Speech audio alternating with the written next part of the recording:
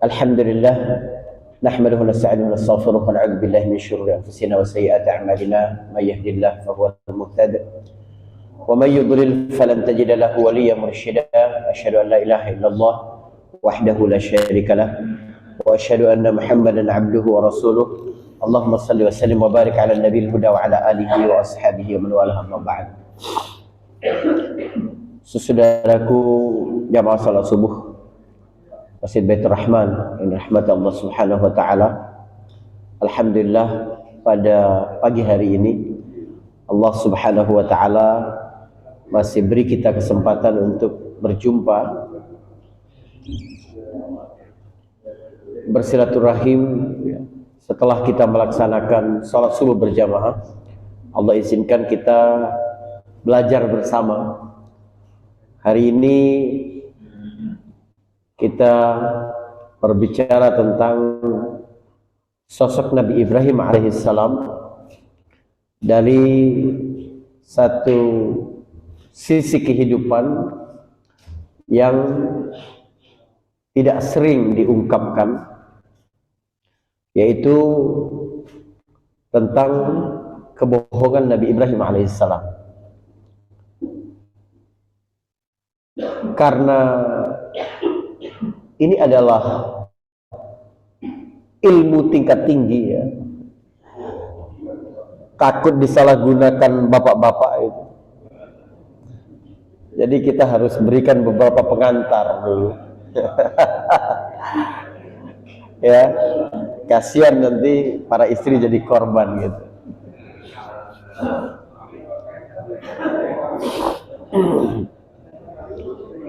Nabi Ibrahim ini adalah Nabi yang jujur, ya, gitu. Nabi yang jujur. Jadi Anda tidak boleh berkata kemudian kalau terpaksa boleh berbohong, tidak. Nanti kita akan jelaskan. Di akhirat nanti, ketika manusia dibangkitkan oleh Allah Subhanahu wa taala, itu Allah sengaja membiarkan manusia tidak diurus oleh Allah. Mereka berada dalam kebingungan, ketakutan, pertanyaan-pertanyaan, apalagi setelah ini, gitu. Dan waktu menjadi sangat lama. Putaran harinya itu menjadi sangat lama, 50.000 tahun sehari semalamnya itu. Akhirnya manusia saling berdiskusi di antara mereka. Di tengah kebingungan itu, apa sih yang harus kita lakukan ini? Siapa yang berkenan untuk menjadi juru bicara kita nih? Menanyakan kepada Allah Subhanahu wa taala dan meminta agar urusan kita ini segera diputuskan. Akhirnya sesama mereka berkata, yang paling layak mengurus kita adalah ayah kita. Ayo kita datang ke ayah kita Adam. Maka mereka datang kepada Nabi Adam alaihissalam. Cari manusia sebanyak itu, ya, dalam kondisi sedemikian kalut, gitu. Tidak ada rambu-rambu jalan, tidak ada, coba ya, mencari butuh waktu berapa lama itu. Itu memang keadaan pada hari kiamat nanti memang benar-benar menakutkan. Sesuatu yang benar-benar asing yang kita semua belum pernah rasakan itu. Tapi saudaraku, hari itu demi Allah benar-benar akan datang. Orang-orang mencari, akhirnya berjumpa Nabi Adam alaihissalam. Adam, engkau bapak kami. Kepada siapa anak mengadu kecuali kepada ayahnya? Ayo menghadap kepada Allah dan tanyakan urusan kita ini bakal seperti apa. Kata Nabi Adam, nafsi, nafsi. Aku ngurus diri aku aja ya, tolong. Aku nggak bisa bantu. Sebab aku pernah bermaksiat kepada Allah, makan buah khuldi. Adam malu, minta kepada Allah, dulu engkau bermaksiat Adam. Ya Allah, Nabi Adam alaihissalam, manusia pertama yang diciptakan langsung oleh Allah Subhanahu wa taala dan ditiupkan ruh oleh Allah. Hanya sekali berbuat dosa, malu kepada Allah Subhanahu wa taala. Di mana kita dari akhlak itu? Maka Nabi berkata, "Idza lam tastahi fasna' ma syi't." Kalau kamu tidak punya rasa malu, lakukan aja apa yang engkau inginkan. Salah satu yang membuat manusia ini ngerem dari perbuatan maksiat dan dosa, rasa malu. Malu kepada orang tuanya, sudah baik sama dia. Malu kepada guru-gurunya, sudah didik dia. Malu kepada tetangga-tetangganya, malu kepada anak-anaknya, malu pada umur, sudah tua, masih melakukan kemaksiatan, dosa. Ya, malu dengan teman-teman yang sudah berubah. Kalau tidak ada rasa malu, udah lakukan saja semua, kata Nabi. Salah satu cabang penting dari iman itu adalah rasa malu. Kata Nabi, iman itu ada 70-an cabang. A'laha la ilaha illallah wa adnaha imatatul adha 'anil tariq wal haya'u syu'batun minal iman. Iman itu ada 70-an cabang. Bid'un wa sab'ina syu'bah. Yang paling tinggi adalah la ilaha illallah. Siapa yang bisa hidup, semangatnya, prioritasnya, nilainya, standarnya adalah la ilaha illallah. Oh, itu luar biasa sekali. Itu paling tinggi. Wafat di atas itu, wafat dalam keadaan terjamin surga. Dan yang paling rendahnya adalah menyingkirkan rintangan dari jalan, bahaya dari jalan. Maka beberapa ulama salaf dulu, kalau ada duri, kalau ada rintangan di jalan, mereka turun dari kendaraan mereka. Mereka mengambilnya dan membuangnya ke pinggir biar tidak berbahaya, sembari mereka mengucapkan la ilaha illallah. Berarti dalam satu waktu dia melakukan cabang iman paling tinggi, cabang iman paling rendah. Seolah-olah dia sedang mencakupi semua itu. Jadi kalau ada kesempatan, ya, kita di jalan, ada sesuatu yang membahayakan pengendara lain, Anda tidak berbahaya untuk berhenti, ambil. Kita menyelamatkan orang lain. Kulit pisang yang membuat orang terpeleset, duri, kayu yang membuat motor terbalik, atau apapun, sembari mengucapkan la ilaha illallah. Dan rasa malu, kata Nabi, adalah bagian dari cabang iman itu. Kata Adam, nafsi, nafsi, aku mengurus diriku sendiri, kata Adam. Coba kalian datang ke Nuh, ya. Syukran. Baik, syukran. Coba kalian datang ke Nuh. Fa innahu awwala nabiyyin. Fa innahu awwalu nabiyyin. Datang ke Nuh sebab dia adalah nabi pertama. Maksud Adam pada kalimat nabi pertama itu adalah rasul pertama. Ya. Jadi banyak ulama berpendapat bahwa rasul yang pertama itu adalah Nabi Nuh, bukan Nabi Adam. Sebab dia yang mulai memiliki syariat baru dengan pengikut-pengikut, beban dakwah. Beda dengan Adam alaihissalam, hanya seorang nabi. Ini dikuatkan oleh ayat Al-Quran, ya.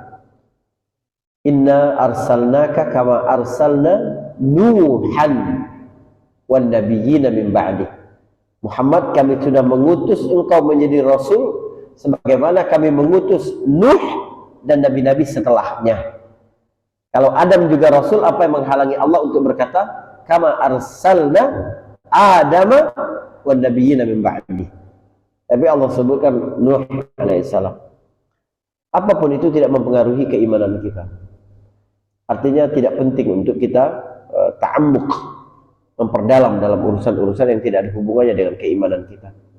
Datanglah kepada Nuh, kata Adam, sebab dia adalah rasul pertama. Cari pula orang, di mana pula Nabi Nuh alaihissalam? mencari, butuh waktu berapa lama kita tidak tahu. Ketemu Nabi Nuh alaihissalam. Nuh, ayo menghadap Allah. Minta urusan kita ini diselesaikan, karena engkau adalah Rasul pertamanya. Kata Nabi Nuh, nafsi, nafsi. Aku malu, aku ngurus diriku saja. Sebab aku malu sama Allah, aku pernah berdoa agar manusia ini semuanya binasa, dunia ini tenggelam semua. Malu Nabi Nuh alaihissalam, seolah tidak sabar dalam berdakwah. Padahal beliau sudah berdakwah 1000 tahun kurang sedikit. Pergilah kalian ke Ibrahim, katanya, karena dia adalah kekasih Allah dan bapak para nabi. Cari lagi manusia, kita semua cari Nabi Ibrahim alaihissalam. Datang kepada Nabi Ibrahim, kata Ibrahim, aku malu sama Allah karena aku pernah berbohong dalam hidupku. Kata Nabi Ibrahim, apa sih kebohongan Nabi Ibrahim alaihissalam itu? Saudaraku, akhlak yang paling dibenci oleh Nabi Sallallahu Alaihi Wasallam, kata Aisyah, adalah berbohong. Maka khalqun abghadu ila Rasulullah Sallallahu Alaihi Wasallam minal kadhib. Tidak ada perilaku sikap yang paling dibenci oleh Nabi kecuali berbohong. Nabi benar-benar sangat anti berbohong. Gitu. Ya. Nilai-nilai itu sebenarnya ditanamkan di bangsa kita itu. Lagu anak-anak aja terkenal sekali ya. Waktu Pak Jokowi ke Papua kemarin kan anak-anak nyanyi, kalau bohong digigit macan ompong, gitu kan. Itu mengingatkan para pemimpin jangan suka bohong, gitu kan. Para pejabat jangan suka bohong. Kita semua jangan suka bohong. Jelek sekali berbohong. Seorang minta nasihat kepada Nabi Sallallahu Alaihi Wasallam. Satu, apa yang bisa, yang dia tidak boleh lakukan, yang lain dia boleh lakukan. Kata Nabi, kamu jangan bohong saja. Ringan sekali dia bilang. Lalu dia pergi dari Rasul Sallallahu Alaihi Wasallam. Cuma tidak boleh bohong. Yang lain, apapun kemaksiatan, apapun dosa, aku boleh lakukan. Ketika dia mau melakukan sesuatu, terbayang dia, kalau nanti Nabi SAW tanya, apa yang sudah kamu lakukan? Wah, aku mau jawab, aku melakukan ini, aku minum khamar, aku berzina, aku malu kepada Rasulullah. Sementara aku janji tidak bohong. Akhirnya dia tidak jadi minum khamar.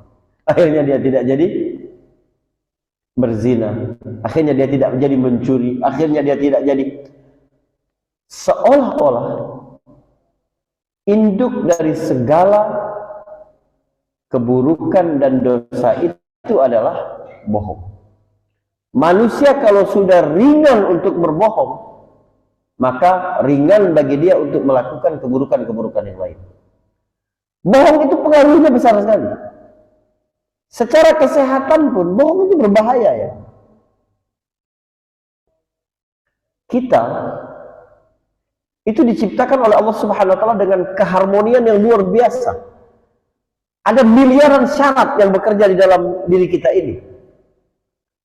Mata kita ini melihat air. Sekarang saya ingin minum ini air. Saya cari mana air, mata saya cek melihat. Begitu mata saya melihat, sensor syaraf dari mata saya ini kemudian mengirim ke otak. Bagaimana posisi air itu, bentuk gelas itu, bayangan tentang beratnya seperti apa. Untuk saya nanti syaraf-syaraf yang di dalam otak mengirim kepada semua otot-otot yang berkaitan untuk bekerja tadi, tenaga seperti apa yang akan dia siapkan.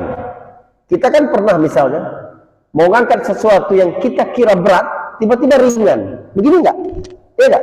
Karena kita kira berat, ternyata ringan. Koper gitu misalnya, kita kira ada isinya, kita ternyata berat, ternyata ringan. Kenapa? Karena syaraf mengirim pesan seberapa tenaga yang dibutuhkan untuk mengangkat barang itu. Ada berapa jumlah syarat yang dikirimkan ke tangan saya ketika saya mau ambil ini air? Subhanallah. Miliaran. Sehingga Anda melihat tangan saya dengan sangat soft. Bisa begini. Coba kalau robot gitu. Dia butuh begini, begini, begini. Kan begitu. Kita lihat saudara kita yang diuji oleh Allah dengan stroke. Dia pengen angkat tapi nggak bisa. Karena saraf yang mengirim sinyal ke tangannya, jarinya ya untuk bergerak, untuk apa? Move seperti ini tidak bisa dia lakukan. Ketika seseorang berbohong, sekali dia berbohong, ada jutaan syaraf terputus di dalam diri kita itu. Karena apa? Karena dia syaraf itu bekerja secara otomatis. Tapi kemudian dia menyampaikan sesuatu yang tidak sesuai dengan yang dikirim, itu menjadi tidak bekerja. Saya ngerjain orang, air ini panas misalnya, saya bilang, enak banget nih, segar banget, dingin sekali. Padahal sensor perasa saya tadi sudah merasakan air itu panas misalnya. Maka rusak dia, menjadi tidak bekerja, mati. Saya nggak tahu kita ini setiap hari sudah mutusin berapa syarat. Iya nggak? Berbohong. Hati-hati. Gitu. Apalagi berbohongnya pakai mushaf Al-Quran, bersumpah depan orang gitu. Banyak yang terkena penyakit-penyakit jantung, stroke gitu ya. Para pejabat itu termakan sumpahnya gitu di antara. Tentu saja ada ujian dari Allah Subhanahu wa taala lain. Tapi banyak sekali ya penyakit itu karena kita memulai. Apa kata Nabi? Alaikum bisidqi fa inna as-sidqa yahdi ilal birr wa innal birra yahdi ilal jannah. Ya. Wa innar rajulu la yasduqu wa yataharra as-sidqa hatta yuktaba 'inda Allah annahu siddiqa. Pegang teguh akhlak siddiq, kata Nabi. Pegang teguh kejujuran. Teruslah kalian itu berbuat jujur. Dan seseorang selalu berlaku jujur, berusaha untuk tetap di dalam kejujuran sampai dia ditulis oleh Allah Subhanahu wa taala sebagai orang yang jujur. Tetaplah kamu berbuat jujur, bersikap jujur. Sebab jujur itu menuntunmu untuk melakukan albir. Albir itu kebaikan. Dan kebaikan itu menuntun kalian kepada surga. Perhatikan. Nabi menyebutkan 3 tonggak stone ya, milestone untuk menuju surga. Sikap jujur, seluruh kebaikan-kebaikan, amal saleh, dan surga. Jadi di perjalanan kita melakukan amal saleh itu harus dimulai dari kejujuran. Siapapun yang selalu memaksa dirinya untuk terus jujur, maka dia dipermudah untuk melakukan kebaikan. Siapa yang dipermudah melakukan kebaikan, dipermudah melakukan perbuatan-perbuatan yang menjadi kunci-kunci surga sehingga dia masuk surga. Itu sikap jujur. Amir bin Rabi'ah cerita,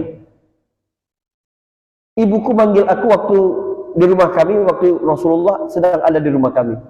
Ibuku memanggil, sini, kasih makan. Nabi bilang ke ibunya Amir, kamu benar mau kasih makanan? Kata dia, iya Rasulullah, aku mau kasih korma. Kalau kamu panggil dan kamu tidak kasih makanan seperti yang kamu sampaikan, maka kamu dicatat sebagai bohong. Ini tarbiyah yang luar biasa dari Nabi SAW. Pada hal-hal yang manusia meremehkan, anak kecil. Kita kan begitu. Padahal akibatnya buruk sekali. Begitu anak tahu dia dipanggil, dibilang makan, gitu. Kita sering sekali itu. Oke, nanti papa giniin, sini gitu. Padahal kita mau ninggalin anak kita pergi, bohongin dulu. Atau mau, iya benar, suruh dia makan, bohongin dulu. Anak akhirnya merasa perbuatan bohong itu adalah perbuatan biasa. Dan kita kehilangan kekuatan pengaruh di depan anak-anak kita. Ketika mereka merasa, kalau ayahku bilang begini, ibuku bilang begini, enggak lah, sering bohong ibu. Ya, ibu ngomong begini, ngomong doang. Nanti juga dia tidak. Itu kata-kata biasa oleh anak-anak kita. Dan Nabi berkata, iyyakum wal kadhib, fa innal kadhiba yahdi ilal fujur, wa innal fujur yahdi ilal nar.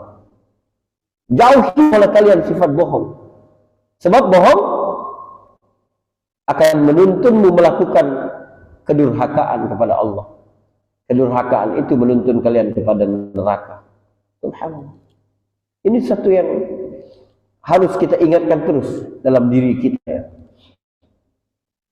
Agar kita selalu menterbiah diri kita tidak berada di dalam akhlak itu. Karena ringan sekali bagi kita, kita merasa ya luar biasa banget gitu. Alhamdulillah. Tapi minggu lalu saya nggak bisa hadir bukan bohong ya. Gitu. Benar-benar baru kebangun orang azan subuh, mohon maaf. Apa itu? Baik, Nabi Ibrahim adalah Nabi yang terkenal siddiqan nabiyya, seorang yang jujur dan Nabi Allah Subhanahu wa ta'ala. Nah, dalam hadis dari Abi Hurairah radhiyallahu anhu, Nabi sallallahu alaihi wasallam berkata begini, lam yakdzib Ibrahim alaihi salam illa thalathu kadzabat, thintaini minhunna fi dzatillahi azza wa jalla, qawluhu inni saqim wa qawluhu bal fa'alahu kabiruhum hadha, wa qala baina huwa dhata yawmin wa sarah idh ata ala jabbarin minal jababirah faqila lahu innaha huna rajulan ma'ahum ra'atun min ahsanin nas farsala ilaihi fasa'alahu anha faqala man hadhihi qala ukhti fa'ata Sarah qala ya Sarah laysa ala wajhil ardi mu'minun ghairi wa ghairik wa inna hadha sa'alani fa akhbartuhu annaka ukhti fala takdzibini, dan seterusnya. Kata Abu Hurairah, Nabi Ibrahim itu tidak pernah berbohong kecuali dengan 3 kebohongan. 2 kebohongannya berkait dengan zat Allah, yang satunya berkaitan dengan Sarah, istrinya. Mana 3 kebohongan Nabi Ibrahim alaihissalam itu?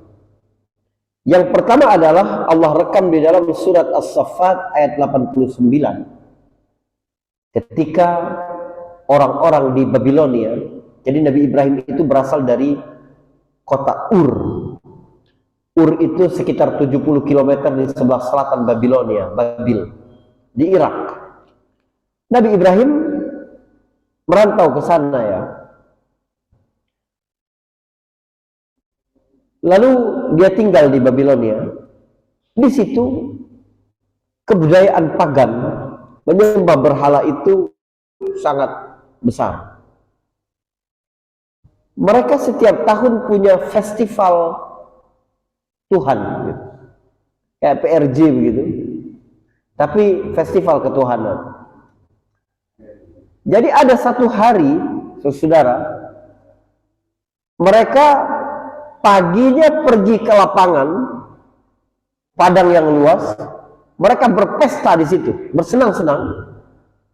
Siangnya mereka pergi ke rumah ibadah mereka menyembah berhala.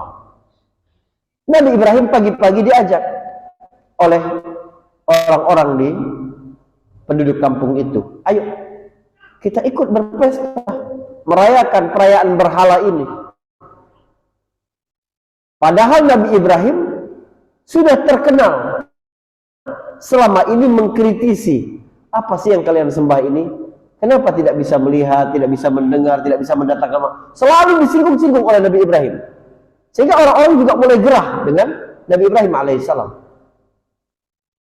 Maka mereka menguji Ibrahim, mengajak, ya, harus dites ini kalau tidak sesuai dengan ajaran kebanyakan gitu kan. Maka diajak Nabi Ibrahim, ayo kita ikut berangkat. Apa jawab Nabi Ibrahim? Inni saqim. Aku sakit, kata Nabi Ibrahim. Enggak mau ikut Nabi Ibrahim, alasannya dia sakit. Padahal Nabi Ibrahim tidak sakit. Ini bohong pertama. Ketika orang-orang pergi, Nabi Ibrahim, orang-orang sedang berada di padang berpesta, Nabi Ibrahim diam-diam nyelonong masuk, membawa kapak ke rumah ibadah mereka. Nabi Ibrahim hancurin semua patung-patung, kecuali patung yang paling besar. Sama Nabi Ibrahim digantungilah kapaknya itu di patung yang paling besar itu. Begitu selesai berpesta, makan-makan, begitu minum, orang-orang pergi ke rumah ibadah mereka. Betapa terkejutnya mereka melihat hancur semua, tidak ada yang bersisa kecuali patung yang paling besar. Siapa yang melakukan ini, kata raja? Kata orang-orang, sami'na fatan yadhkuruhum yuqalu lahu Ibrahim. Kami dengar ada seorang anak muda yang selalu menyinggung-nyinggung Tuhan-Tuhan ini. Mestilah dia itu namanya Ibrahim. Maka dipanggil Nabi Ibrahim alaihissalam. Dipanggil Nabi Ibrahim, ditanya, a anta fa'alta hadza bi alihatina ya Ibrahim? Engkau ya yang melakukan begini kepada Tuhan-Tuhan kami, wahai Ibrahim? Kata Ibrahim, bal fa'alahu kabiruhum hadza. Kata Ibrahim, no, yang besar nih yang bikin. Kata Nabi Ibrahim. Subhanallah. Bohongan yang kedua. Yang ketiga adalah, lalu kemudian Nabi Ibrahim dibakar ya. Nanti kita cerita lebih banyak di sini. Yang ketiga adalah ketika Nabi Ibrahim melakukan perjalanan ke Mesir. Jadi Nabi Ibrahim ini dari Ur merantau ke Babilonia. Setelah itu dia ke kawasan Khalil sekarang, Ila, Palestina.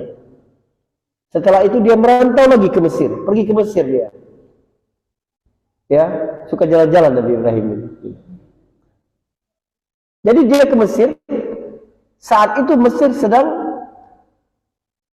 dipimpin oleh seorang pemimpin yang jabbar minal jababirah. Ya, hadis itu dibilang begitu ya. Mana? Ya, jabbarun minal jababirah. Jabbar itu banyak artinya ya. Allah punya sifat namanya Al-Jabbar. Pada zat Allah, sifat Al-Jabbar itu mulia. Tapi kalau itu terdapat dalam diri makhluk, maka dia hina. Sama seperti kibir, mutakabbir. Pada zat Allah itu mulia. Tapi pada selain Allah itu justru tercela. Al-Jabbar diantara maknanya adalah pemilik keputusan tertinggi yang tidak bisa dibatalkan oleh keputusan manapun. Pengadilan negeri memutuskan sesuatu bisa dibatalkan oleh pengadilan tinggi. Pengadilan tinggi bisa dibatalkan oleh MA. Nanti ada lagi PK di MA, misalnya begitu. Atau dibawa misalnya ke MK dan seterusnya. Tapi kalau keputusan Allah, ketentuan Allah, itu tidak ada yang bisa membatalkan. Jadi kalau hidup kita ini kerasa dalam ancaman, kita pada posisi yang di ujung tanduk, orang dapat lakukan apa saja gitu, karena tidak masuk dalam oposisi, nanti mungkin diresafel entah apa gitu ya. Ada rasa begitu di dalam diri kita. Tanya diri kita, anta ma'aman, engkau sebenarnya bersama siapa di dunia ini? Anta ma'al jabbar, engkau bersama Allah yang keputusannya, ketentuannya di atas ketentuan apapun. Jangan takut. Semua orang berencana untuk memutuskan A untukmu, Allah bilang B, nggak mungkin mereka bisa dapat memutuskan A itu. Sebab engkau bersama Al-Jabbar. Itu cara kita menghidupkan energi dari nama-nama Allah yang baik itu. Asmaul Husna. Itu diantara ilmu tinggi yang mendatangkan kedamaian, keamanan, rasa percaya diri. Kita tidak menjilat-jilat di depan manusia. Tapi pada diri manusia itu tercela. Ada raja yang sangat zalim dan punya kebiasaan kalau ketemu perempuan yang cantik dia ambil. Sarah, istri Nabi Ibrahim alaihissalam, perempuan yang terkenal sangat cantik. Makanya keturunan ya Sarah ini yang kemudian ke Yahudi, orang-orang barat itu terkenal cantik-cantik. Jadi ketika mereka masuk perbatasan, masuk Mesir, para pengawal-pengawal raja, para prajurit-prajurit raja melapor. Ada 2 orang masuk wilayah kita. Satu laki-laki bersama perempuan yang sangat cantik. Dia lapor ke raja. Dan tidak ada yang lebih berhak untuk mendapatkan perempuan itu kecuali engkau, saking cantiknya perempuan itu. Nah, maka Ibrahim dipanggil, ditanya, siapa perempuan itu? Ibrahim berbohong dengan berkata, hadhihi ukhti, ini adalah saudara perempuanku. Padahal dia adalah istriku. Kenapa Nabi Ibrahim tidak berkata istri, tapi berkata saudara?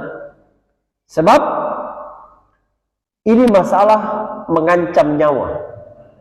Kalau sekiranya Nabi Ibrahim langsung berkata itu adalah istrinya, maka tidak ada jalan bagi raja untuk mendapatkan Sarah kecuali menyingkirkan Ibrahim. Paham? Tapi kalau saudara, ada alternatif lain. Ego, melamar, iya kan? Minta baik-baik. Jadi ada jeda waktu. Ibrahim dapat berpikir. Lalu Ibrahim datang kepada Sarah dan berkata, Sarah, tadi mereka tanya aku bilang engkau adalah saudara perempuanku. Engkau jangan menyelisihi ucapanku ya, kata Ibrahim. Sebab, kata Ibrahim, aku memang tidak tahu ada orang lain selain aku dan engkau yang beriman kepada Allah Subhanahu wa taala. Cuma kita berdua lah yang mukmin. Jadi engkau adalah saudaraku dalam iman. Jadi maksudnya al-ukhuwah fil Islam, al-ukhuwah fil iman. Kita ini bersaudara dalam iman. Walaupun suami istri kita bersaudara dalam iman. Itu yang dilakukan oleh Ibrahim. 3 itu. Tapi apakah 3 itu dapat disebut berbohong? Para ulama menjelaskan yang dimaksudkan dengan kadzbah di situ, kirbah di situ, kebohongan di situ adalah apa yang dikenal di dalam budaya dan bahasa Arab itu dengan sebutan at-tauriyah. Tauriyah itu apa? Tauriyah itu mengatakan sesuatu dengan maksud yang tidak sama seperti yang dipahami oleh yang mendengar. Karena maksudnya di luar dari kebiasaan adat istiadat yang ada di situ. Baik, kita kupas dari yang pertama. Nabi Ibrahim ketika diajak untuk melakukan perayaan hari berhala itu, dia menolak, nggak mau dia. Dia berkata, inni saqim, aku sakit. Orang-orang yang mendengar mengira Nabi Ibrahim itu sakit demam. Padahal maksud Nabi Ibrahim adalah sakit hati. Aku sakit, hatiku ini sakit. Kalian menyekutukan Allah itu. Kok kalian menyamakan berhala-berhala itu sama Allah? Nggak ridho, aku sakit rasanya. Jadi maksud Ibrahim adalah sakit jiwanya itu tersiksa karena orang melakukan kesyirikan. Tapi yang mendengar mengira maksudnya adalah sakit fisik yang membuat Nabi Ibrahim tidak kuat untuk berjalan, untuk ikut dalam acara itu. Ini namanya tauriah. Namanya tauriah.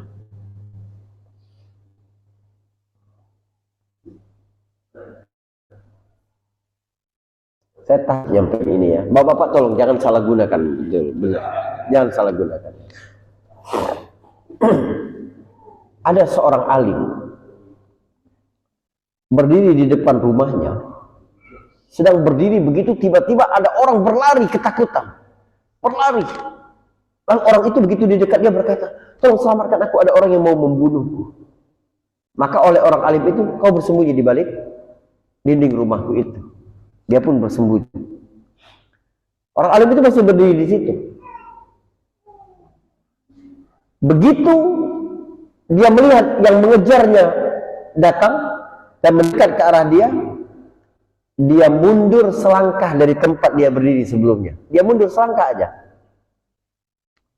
Lalu yang ngejar itu bilang, kamu lihat gak tadi ada orang yang lari lewat sini?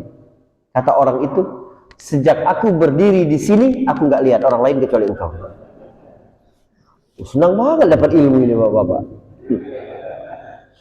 Sejak aku berdiri di sini, aku tidak melihat seorang pun kecuali engkau. Orang itu pun berlalu. Subhanallah. Dia tidak bohong. Itu namanya tauriah. Gitu.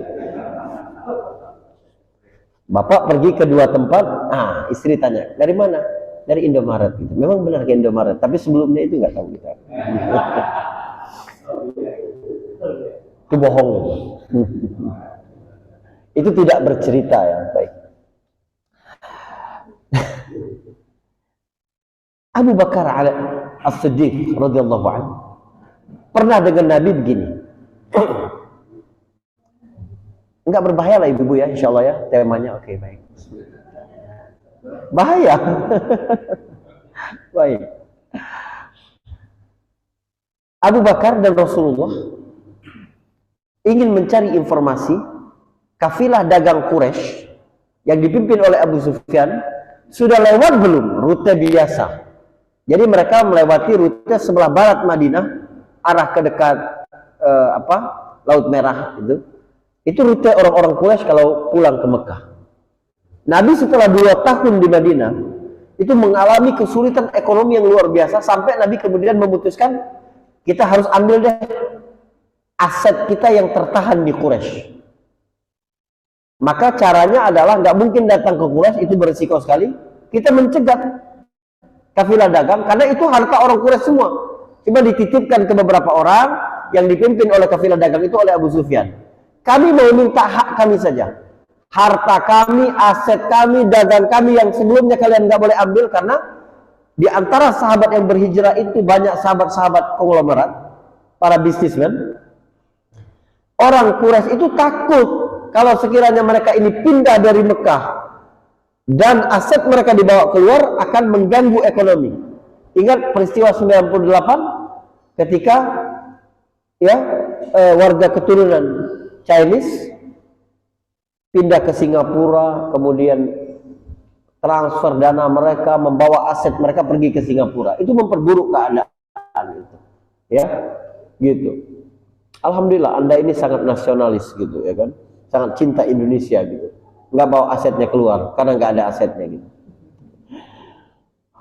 Sama Nabi mau ambil itu.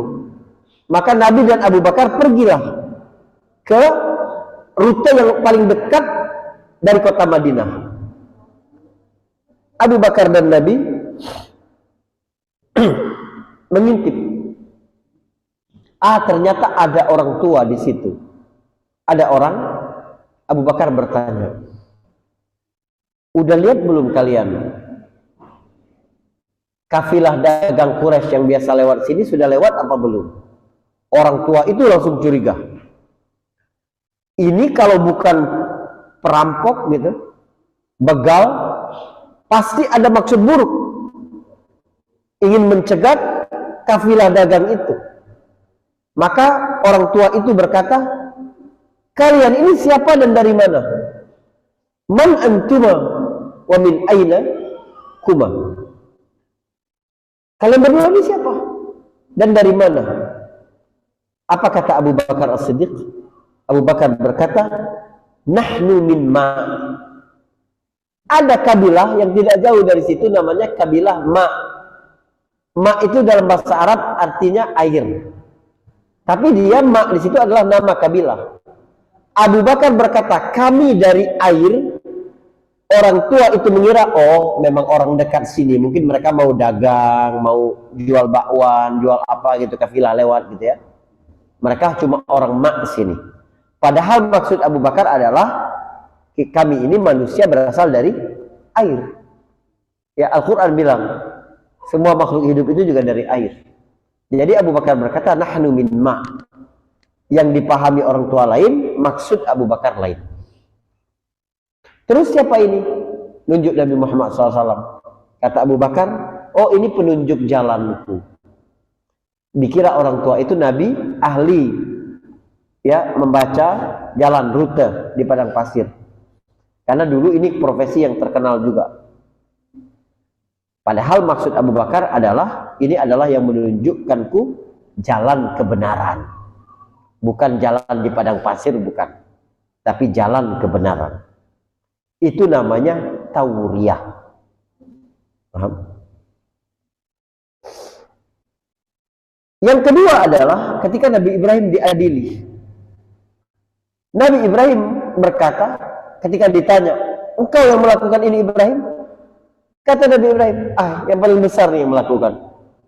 Kalau mereka bisa berbicara, kamu tanya. Kata Nabi Ibrahim begitu.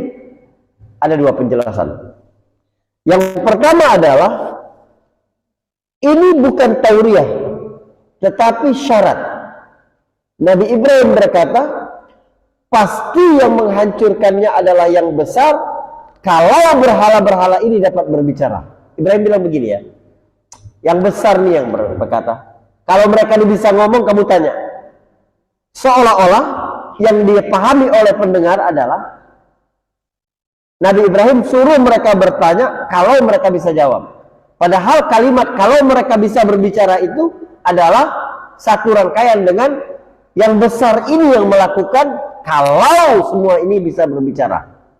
Kalau nggak bisa berbicara berarti bukan yang besar, itu maksudnya. Subhanallah, memang tingkat tinggi Bapak. Atau bisa juga ada yang berkata Nabi Ibrahim ketika menunjuk patung yang paling besar itu, Nabi Ibrahim menunjukkannya dengan jempol. Bal fa'aluhu kabiruhum hadza, yang melakukan yang paling besar itu, jarinya yang paling besar itu jempol. Sebab kapak itu harus ditahan oleh jempol. Jadi yang melakukan adalah jempol. Ibrahim ketika bilang yang melakukan adalah yang besar ini, bukan patung, bukan, maksudnya adalah jari jempol dia. Imam Ahmad pernah begitu. Ya, pada masa perdebatan tentang Al-Quran di zaman Abbasiyah ini kan, Al-Muqtadir billah, dia kan semua dihukum mati siapa yang berkata Al-Quran itu kalamullah. Dulu itu pernah terjadi fitnah bapak-bapak ibu-ibu, ini teologi ya, ilmu teologi. Perdebatan Quran itu makhluk Allah atau kalamullah. Dia punya implikasi ya. Mu'tazilah itu berkata Quran itu makhluk. Tapi ahlu sunnah kita berkata, enggak, Quran itu adalah kalamullah. Kata-kata Allah. Perhatikan. Kalau mushafnya yang kertas itu makhluk. Kertas. Iya kan? Kalau makhluk bisa sirna. Bisa dibakar sama orang Swiss. Kebakaran dia. Tapi Qurannya hancur apa tidak? Qurannya tidak. Alif lam mim dzalikal kitabul la raiba fihi, itu tidak mungkin. Itu dipelihara oleh Allah Subhanahu wa taala. Kalau kertasnya tidak. Karena dia makhluk. Jadi kalau kemudian Anda lihat kelompok-kelompok neoliberal sekarang dalam Islam itu ingin mengubah Al-Quran karena dia melihat Al-Quran itu sebagai produk sejarah, makhluk. Tapi kita melihat Al-Quran itu sesuatu yang melekat pada zat Allah. Artinya dia kekal. Sama seperti kita berkata tangan Allah, mata Allah, jari Allah. Tapi tidak seperti makhluk ya. Jangan bayangkan dia seperti jari kita, tangan kita, mata kita, tidak. Begitu juga kata-kata Allah. Jadi Imam Ahmad dipanggil. Dia banyak pengikutnya. Ditanya, apa yang engkau katakan tentang Al-Quran? Quran makhluk apa kalamullah? Imam Ahmad berkata begini, At-Taurah wal-Zabur wal-Injil wal-Quran haula'i makhluk. Kata Imam Ahmad, Taurat, Zabur, Injil, Quran, 4 ini makhluk. Kata Imam Ahmad, penguasa mengira dia berkata, oh Ahmad berkata Quran makhluk, Injil makhluk, Taurat makhluk, Zabur makhluk. Padahal Imam Ahmad mengatakan Taurat, Zabur, Injil, Quran, 4 jari ini adalah makhluk. Itu maksud Imam Ahmad. Ya, jadi dia tidak mengatakan kepada masalah Quran tadi sudah selesai. Imam Ahmad menyebut 4 jari ini, hadhil arba'ah makhluk. Ini 4 ini adalah makhlukat. 4 ini adalah makhluk. Sehingga dia selamat. Gitu. Memang harus punya keterampilan tauriah biar selamat ya Bapak. Baik.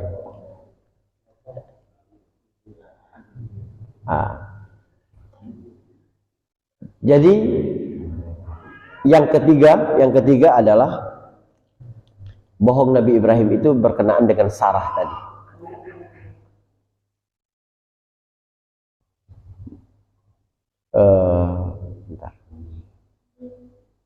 Ceritanya akhirnya Sarah itu dibawa masuk ke istana Fir'aun Mesir waktu itu, yang berkuasa ketika itu.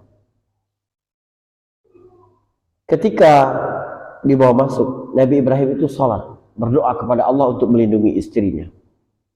Sarah juga berdoa kepada Allah Subhanahu wa Ta'ala.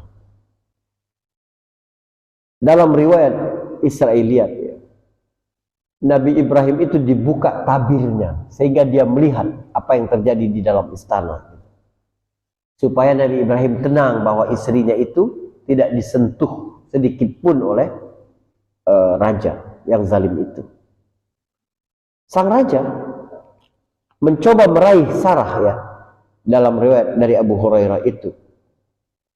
Coba lihat. Fa'arsala ilaiha falamma dakhalat alaihi dhahaba yatanawaluha. Ketika Sarah masuk, dia mau meraih Sarah. Biyadihi, ya, fa'akhadh. Tiba-tiba Allah buat tangannya itu lemah. Tidak bisa, ya, seperti kaku. Tangannya itu tidak bisa bergerak. Maka raja itu berkata, Ud'illaha li wala adurru. Doakan tangan aku ini kembali sehat. Doakan aku. Dan aku berjanji tidak lagi akan mengganggumu. Maka Sarah pun berdoa kepada Allah agar tangan ini kembali sembuh. Sembuh tangannya. Dia coba lagi raih dengan tangan kiri ini. Tangan kirinya tiba-tiba kaku. Dia bilang lagi kepada Sarah, doakan aku. Niscaya aku tidak akan berbuat buruk kepadamu. Sarah pun mendoakan agar tangan itu sembuh. Tapi dia sekali lagi, jadi 3 kali. Dia tangannya tiba-tiba kaku semua. Dia bilang kepada Sarah, doakan aku kepada Tuhan. Aku tidak akan mengganggumu. Sarah pun masih mendoakan biar tangannya itu sembuh. Baru kemudian raja itu tidak lagi. Raja itu memanggil pengawalnya dan berkata, bawa perempuan ini keluar. Yang kalian bawa ini adalah syaitan, dia bilang. Ya, innakum lam ta'tuni bi insanin innama ataitumuni bi syaitan. Yang kalian bawa ini bukan manusia tapi setan. Gitu. Orang kalau tidak beriman kepada Allah itu, ya, paling takut sama setan. Ya. Kita ini hidup di budaya sekarang. Setan itu terlalu dibesar-besarkan sehingga mereka besar kepala gitu. Benar.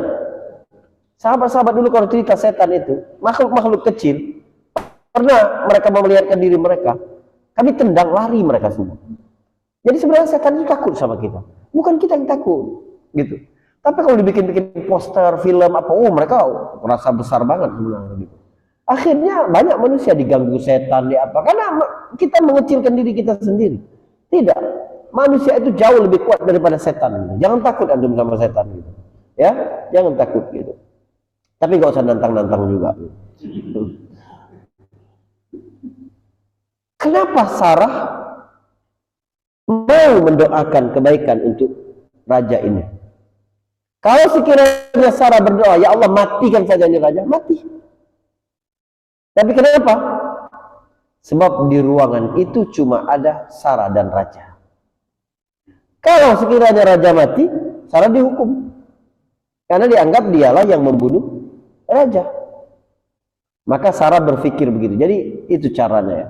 Memang harus berstrategi betul ya, ngadapin 1424 ini. Dalam hidupnya harus begitu. Harus benar-benar halus, harus benar-benar tahu gitu, kapan melangkah, kapan mundur, kapan diam gitu. Nah, akhirnya Sarah dikembalikan kepada Ibrahim dan karena malu, raja itu menghadiahi Ibrahim dengan salah seorang perempuan dari anak dari petinggi Mesir, namanya Hajar. Terserah Ibrahim mau apakan. Perempuan ini kemudian dinikahi oleh Nabi Ibrahim alaihissalam. Itu adalah ibu Nabi Ismail. Jadi Hajar itu bukan kasta rendah, hamba sahaya bukan, tapi dia memang dihadiahkan untuk menjadi pelayan Ibrahim, namun dia berasal dari keluarga yang tinggi di Mesir juga. Dan itu adalah asal mula keturunan bangsa Arab. Gitu. Wallahu a'lam bishawab. Mungkin ini dulu ya, Bapak Ibu yang saya bisa sampaikan. Barakallahu fiik. Silakan yang mau tanya. Baik, baik. Waalaikumsalam. Bohong yang lapar kan itu cuma di tanah abang dagang apa di kaki 5 saya ikut menemani dia dari jam 8 sampai sore. Kebetulan dia aku tuh dagang nggak aku pas jam 12 acara makan dia pura-pura orang terpergi gitu. Ada mengatakan teman-teman sudah makan katanya. Padahal dia belum makan. Apa itu bohong melihat atau jadi dia merasa apa gitu? Sama dengan Muhammad. Waktu dia makan di plastik apa? Iya. Apa itu dikatakan bohong juga? Baik, baik, bagus sekali. Pertama begini, segala ucapan yang tidak sama dengan kenyataan itu bohong. Udah, jangan nawar saya ya. Segala ucapan yang tidak sesuai dengan fakta itu bohong. Nabi SAW meletakkan batu di perutnya bukan biar dibilang bisa makan, sudah makan. Tapi untuk menahan. Jadi perih perut itu kalau kita tekan itu akan berkurang. Jadi fungsi batu itu untuk menekan itu. Suatu hari Nabi SAW diberi orang makanan. Nabi tawarkan kepada para sahabat. Ya, riwayat Muslim nih kalau saya tidak keliru. Hadis sahih. Nabi bilang, ayo makan. Para sahabat nggak mau karena takut mengurangi jatah Rasul sallallahu alaihi wasallam. Sahabat ini berkata, "Inna la nashtahi." Kami enggak suka itu Rasulullah. Kata Nabi SAW, "La tajma'anna jaw'an kadziba." Jangan mengumpulkan rasa lapar dengan kebohongan, kata Nabi. Sudah lapar bohong lagi kalian, gitu maksudnya. Jangan mengumpulkan rasa lapar dengan bohong. Itu yang dilakukan teman bapak tadi. Tapi kalau maksud dia adalah biar teman-teman dia tidak merasa kasihan dengan dia. Dia menjaga iffah dia, itu ada dipuji dalam Quran. Tapi sebenarnya dia tidak harus berkata aku sudah makan. Dia cukup taruh aja tusuk gigi itu di mulutnya. Udah taruh aja, biarin aja. Ya, biar orang sendiri merasa oh sudah makan, padahal belum. Tapi kalau bilang, gue sudah makan nih, bohong itu nggak boleh. Ya, gitu. Atau mungkin maksudnya sarapan pagi, bisa juga sih sebenarnya. Kalau dia maksudnya itu ya, nah itu tauriahnya gitu. Kalau maksudnya adalah sudah makan kemarin gitu ya, gitu. Wallahu a'lam bishawab. Gitu.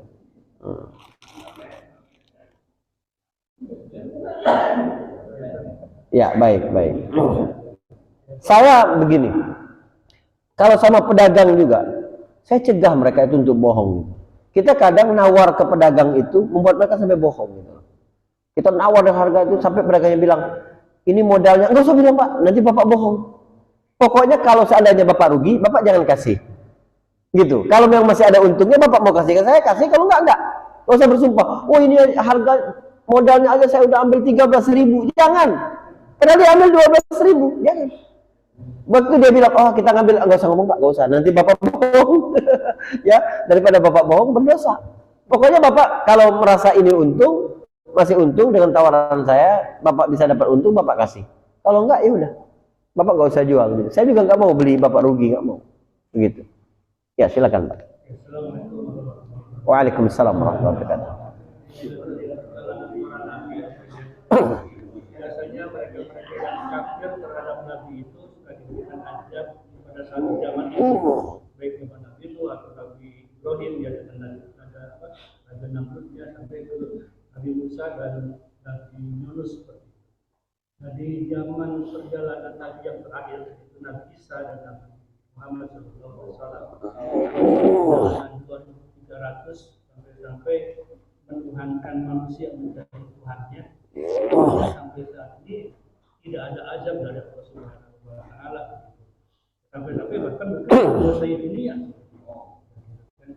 Ya, itibar apa yang kita. Kemudian yang keduanya kita kadang-kadang dihadapkan oleh Pak Ustaz itu bercontohlah kepada keluarga Nabi Ibrahim. Ya. Tapi untuk masa ini kita menjadikan contoh keluarga pertama ya sekarang menunjukkan menikahkan lagi Siti Hajar tadinya yang menjadi pelajar bahkan menjadi. Kemudian keduanya dipisahkan antara istri satu dengan istri kedua dengan jarak yang jauh. Mungkin itu keluarga negara ini bukan sesuatu yang adil. Dan dia hak seorang istri tidak dilayani dengan baik. Bagaimana untuk pada apakah memang keluarga Nabi memberikan contoh?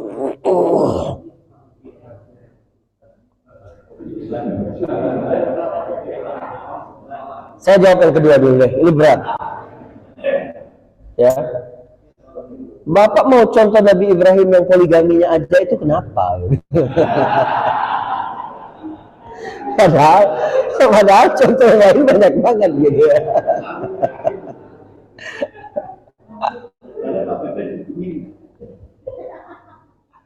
Baik. Ada dua kata uswah di dalam Al-Quran disebut dua kali. Yang pertama adalah pada diri Nabi SAW. Yang kedua adalah pada diri Ibrahim dan orang-orang yang bersama dia. Maksudnya keluarga dan pengikutnya. Laqad kana lakum fi Rasulillahi uswatun hasanah. Itu pada diri Nabi. Pada diri Nabi Ibrahim ada qad kanat lakum uswatun hasanatun fi Ibrahim walladzina ma'ah. Sungguh terdapat uswah hasanah pada Ibrahim dan orang-orang yang bersama dia. Itu memang luar biasa. Jadi Ibrahim ini adalah contoh bagaimana membangun masyarakat yang utuh. Kata-kata saja doa yang paling banyak dikutip Al-Quran itu adalah doa Nabi Ibrahim. Nabi Ibrahim melakukan satu proyek istimewa, yaitu membangun Ka'bah yang tidak ada seorang pun hamba Allah yang dikasih itu. Nabi Ibrahim diuji menyembelih anaknya gitu. Kalau urusan poligami itu bukan cuma Nabi Ibrahim, Pak. Ya, dari dulu poligami itu sesuatu yang populer gitu loh. Cuma sekarang aja orang, ya Arkadia ini memang agak, dari dulu sudah populer memang, biasa saja. Islam itu datang bukan memperkenalkan poligami. Islam itu datang membatasi poligami. Dulu bebas berapapun, sama Islam enggak bisa. Ya, Nabi bilang ceraikan istri-istrimu itu tinggal 4. Wa amsikil arba'ah. Tinggal 4 saja. Lalu Islam memberi aturan, enggak boleh 2 saudara ya di madu, enggak boleh. Menikahi 2 orang bersaudara secara langsung, ponakan dengan bibi, itu tidak boleh. Kenapa? Karena tahu cemburu itu menyakitkan hati. Dan perempuan pasti cemburu. Dan siapa bilang Pak Sarah mengizinkan Ibrahim menikah dengan Hajar? Siapa bilang?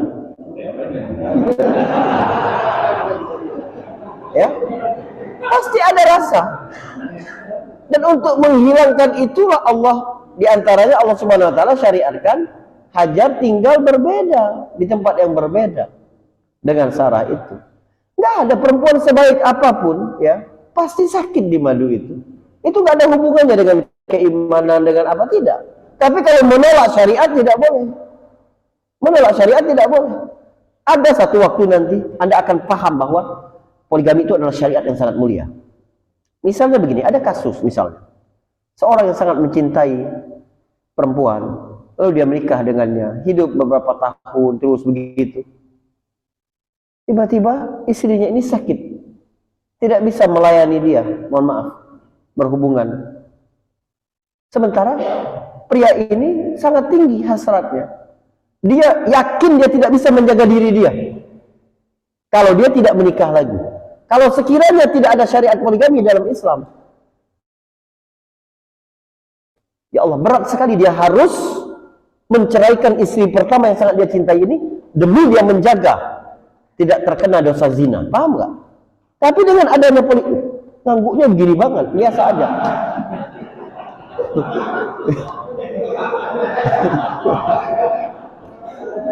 Udahlah Pak, cukup itu aja deh. Gitu ya. Bapak jangan menjebak saya dan pertanyaan yang bikin ibu-ibu nggak suka sama saya gitu. Dan banyak sekali kondisi sosial, banyak sekali. Ada Asy'ari Muhammad dulu di Malaysia, itu pendiri gerakan Al-Arqam gitu ya. Banyak memang hal-hal yang keliru di Al-Arqam ini. Tapi istri beliau, istri pertama beliau itu namanya Khadijah Am. Khadijah Am itu seorang penulis. Khadijah Am ini punya buku namanya Manisnya di Madu. Bagus banget. Dia bercerita tentang hikmah-hikmah ya syariat poligami. Jadi Asy'ari Muhammad itu istrinya 4 loh Pak, gitu. Dan dia nggak nanya-nanya saya tentang poligami, tiba-tiba istrinya 4 gitu. Bapak nanya-nanya tetap aja 1. itu yang kedua gitu. Baik. Maaf Pak, bercanda.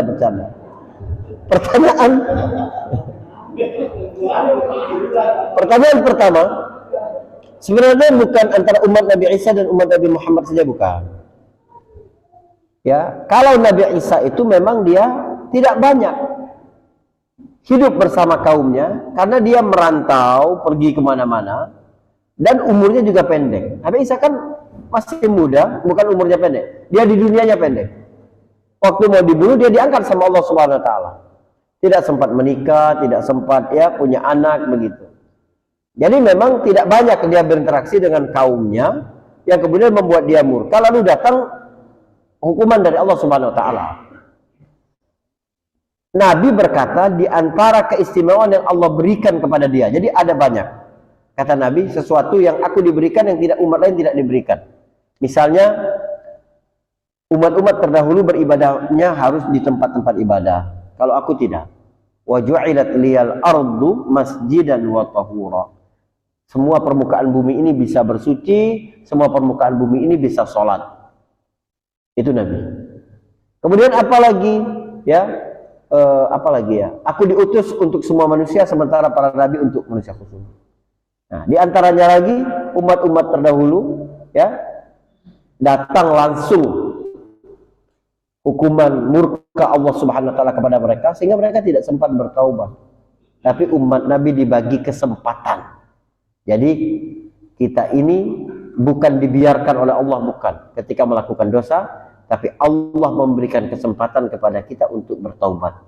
Makanya setiap hari wajib bagi kita untuk memperbarui taubat.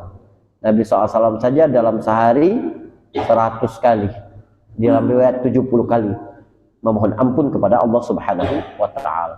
Jadi ini bentuk rahmat ya, sifat rahmat bagi Allah Subhanahu wa taala untuk umat Nabi Muhammad sallallahu alaihi wasallam. Wallahu a'lam bishawab. Bapak. Mungkin ini dulu ya. Bapak Ibu-ibu ya. Ibu-ibu enggak apa-apa ya. Aman ya, alhamdulillah. Baik. Baik.